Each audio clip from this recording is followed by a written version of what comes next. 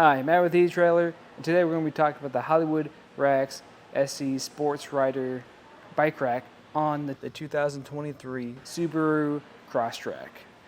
And since this can hold up to 80 pounds per bike, it's even going to be able to accommodate your heavier e-bikes too.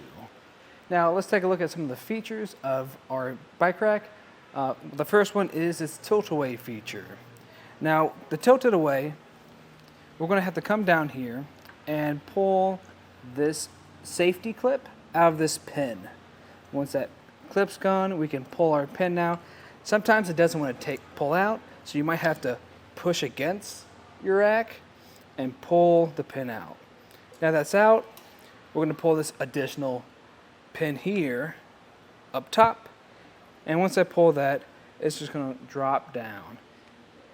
And we come around to the back over here, because I'm sure if you're on a road trip, you're going to want to access your hatch. So when we're opening it up, we want to see we have plenty of clearance there, and you'll be able to grab any additional gear or supplies. Once you've grabbed everything you need, all you have to do is shut your hatch back down, and I'll show you how to put it back up. It's going to be a very similar process. We're just going to push up again. You'll hear that click into place, and this other pin's going to go back into place. I'm just going to take our additional pin from the bottom here and make sure when you push this pin in, you want this clip, this safety clip, be facing the correct way. And once you do that, now it won't go through, so I'm going to have to push against it again. And now I'll be able to place my safety pin, just like that. Now we're going to remove our bike. So first up, I'm just going to start with our straps on the sides of our tires. So I'm just going to push in this clip and feed this strap through. And I'm just going to put this on the side so it doesn't get in the way. The same thing for the front tire.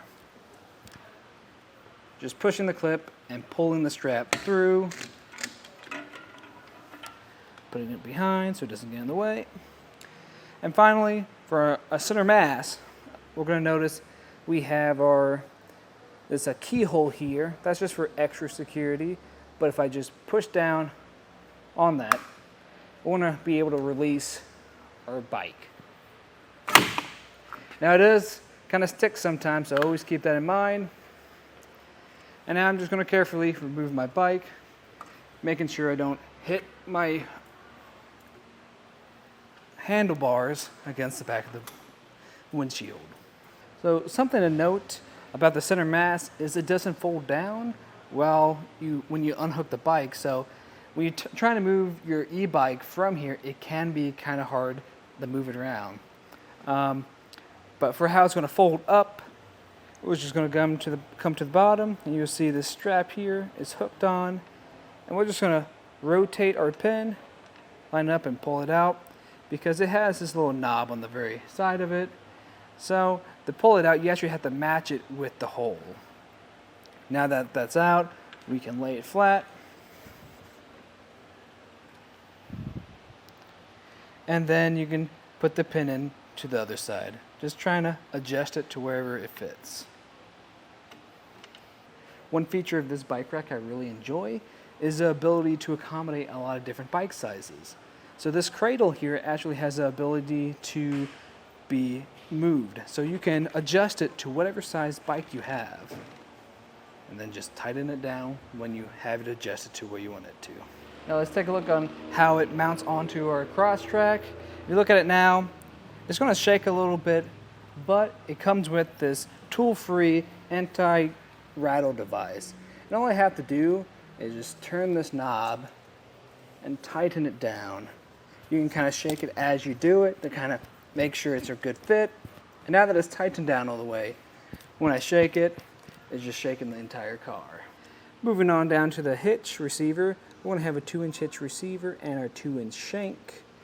And that's going to be nice too, because we also have this hitch stopper here. So this is pretty unique to this bike rack, because once you push it in all the way, it's going to stop, and you don't have to worry about trying to find that right spot.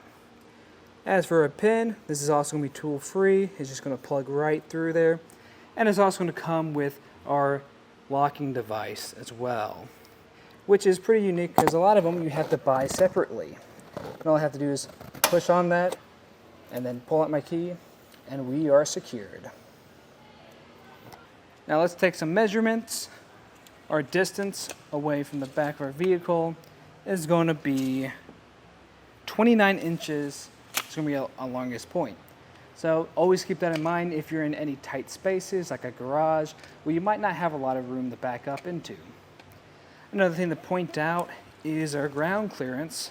From the back, we're going to have 18.5 inches of clearance, and over on the hitch shank, we're going to have just about 11 inches.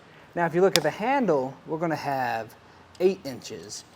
So if I was you, I'd try to do what I can to try to keep this handle off to the side and check if it still rotates. At this position, it still rotates. So if you can get it tighter, you can, but if you can't, that's going to be 8 inches. So I'd definitely be careful about driving over any potholes or speed bumps or uphill where that might touch the ground. Now this is a tool-free install, and it's pretty easy to take off and on, but if you don't want to take it off and you just want to remove your bikes but keep it on your vehicle, it does have a tilt up feature. We're going to swing around to the other side so you can get a better idea what I'm talking about. So now this is going to be more of a process than what we typically would do for removing pins. It's going to be a two-step. So we're going to remove one pin, push up some. Once we've pushed up enough, then we can remove this next one. Ooh, you might have to wiggle a little bit, then you'll be able to push up all the way. Now it is a little stiff, so you might have to push on it a little bit harder than you might think. Now that we've folded it up, we can get a measurement of it in a stowed position. So going from the back of our vehicle, measuring out, our furthest point is going to be about 14 inches. So that's going to be a lot shorter, not going to take up near as much room as when it's folded down. But of course, if you're in any tight spots and you are worried about backing up into something or you're in a tight garage, always keep this in mind. As visibility goes for when it's in the stowed position, this is how it's going to function. Now we're still going to have full visibility over our license plates, our tail lights, and our backup cam. Now you might get a little bit of the bike rack in your visuals, but the majority of it will be clear. Overall, this is going to be a great bike rack if you're looking to haul those really big, heavy e-bikes. Now, if you're not looking to haul those big, heavy e-bikes, another simpler option that I might recommend would be the Rocky Mounts monorail, which is going to have all the knobs and pins you have to pull. It's going to be a lot simpler to use.